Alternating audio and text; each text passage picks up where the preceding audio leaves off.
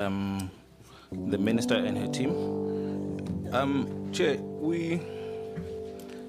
there's so much here. I think to try and bundle these entities all and speak to them at once with the minister is a bit of it's a big feat.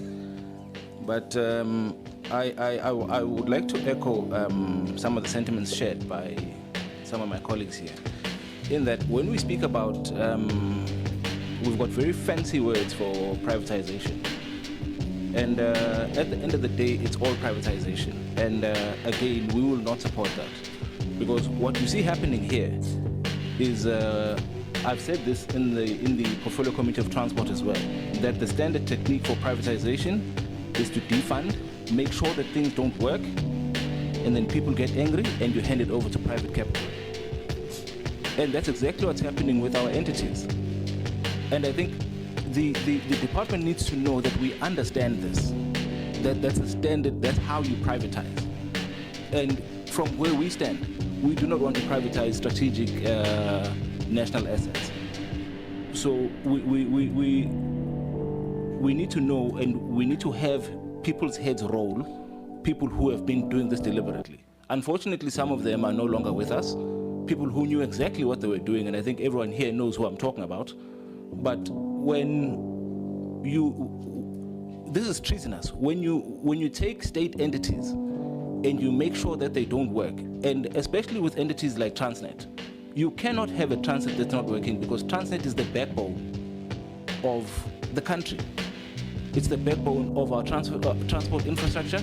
It's the backbone of everything. Everything that comes into the country has to go through our ports, which is Transnet. Everything that leaves the country that would actually increase into our GDP has to go through our railroads and transport. So the minute we start to defund, for instance, PRASA, we've got derailments all over the country because PRASA has been deliberately sabotaged. And we know that it's deliberately sabotaged.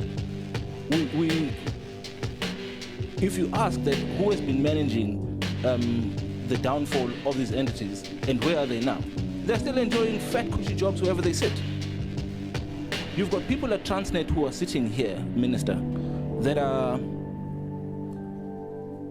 and let me make an example for you. You've got, and I'll name names here.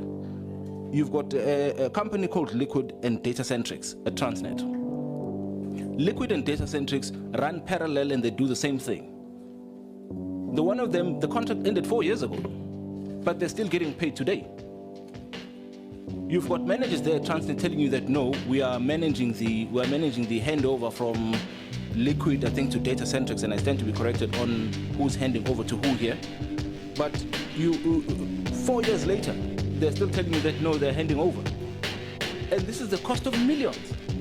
And I believe that this year alone, they've been paid over 74 million, almost 100 million rand that they've been paid to date. And Chairperson, both of these companies are running concurrently at Transnet. And then people are going to tell you that no, we've got the most competent people working for Transnet. They're incompetent. They're incompetent. Because now I think, Chair, and through you, we need to get to a position or get to a point where we actually ask for the qualifications of these people who work at Transnet. Because I believe that those people are incompetent. We have not even brought in our B team. This is like the C team or the D team that's running Transnet. And now I think it's irresponsible for us as a portfolio committee, especially Scopa, and this is for Scopa and Transport, to not vet the people who are running these entities to make sure that we've got the best people running these entities.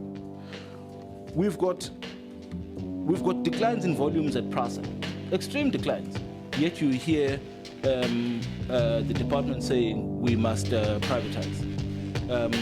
What do they call this thing that they want to do at Transnet? It's what is it again?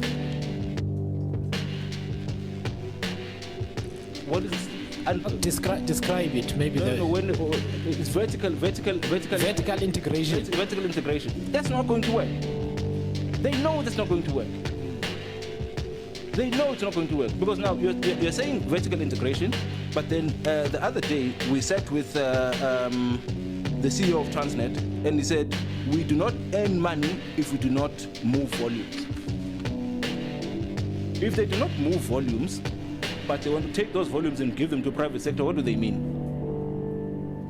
You are not moving volumes, but you want to take the same entity and give it over to, you want to take the same work and give it over to private capital. How are you planning on making this entity viable? How are you planning on making this entity survive? The current loss position of Transnet of 7 billion rand, it's not acceptable.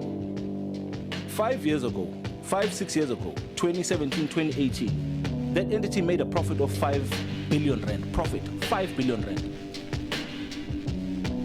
6 years later, that same entity, the very same entity, is working on a 7, it's actually, it's not even 7, it's actually more than 7 billion rand loss.